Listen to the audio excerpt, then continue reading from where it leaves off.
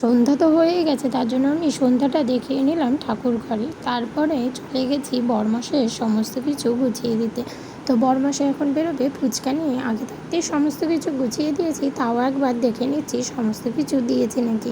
তো দেখলাম গাড়িতে মিক্স ফুচকাটা দিতেই ভুলে গেছি, তার জন্য মিক্স ফুচকাটা দিতে এসেছি আমি আর মেয়ে। তো এখন রাতের রান্নাটা করে নেবো, তার জন্য হাঁড়ি বসিয়ে চাল ধুয়ে তাতে কিছুটা আলু দিয়ে নিলাম। তো এখন ডালটাও আমি সেদ্ধ করে নেবো প্রেশার কুকারে।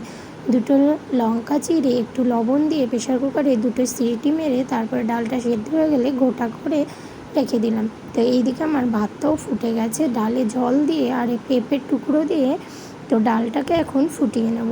তো ডাল এদিকে আমার ফোটানো হয়ে গেছে, তো ভাতটা ওইদিকে হয়ে গেছে। তো ভাতটাকে প্রথমে নামিয়ে নিলাম। এইদিকে বরমাসেরও ফুচকা বিক্রি করে চলে এসেছে, তাই আমি বলেছিলাম আসার সময় কিন্তু আমার জন্য অল্প আলু রেখে দেবে, আমি কিন্তু আজকে ফুচকা খাবো।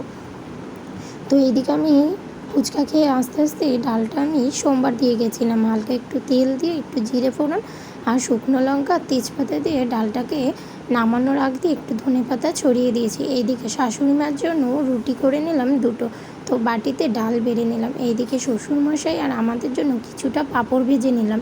তো এইদিকে পাঁপড় ভাজাও হয়ে গেছে, আমাদের রাতের খাবারও তৈরি হয়ে গেছে। তো প্রথমে আমি আলুটাকে সেদ্ধটা মেখে নেব। তো আমাদের ভিডিওগুলো তোমাদের কেমন লাগে, যদি ভালো লাগে অবশ্যই লাইক কমেন্ট শেয়ার সাবস্ক্রাইব করতে ভুলো না। আমাদের ছোট ছোট গল্প দেখার জন্য সাবস্ক্রাইব করে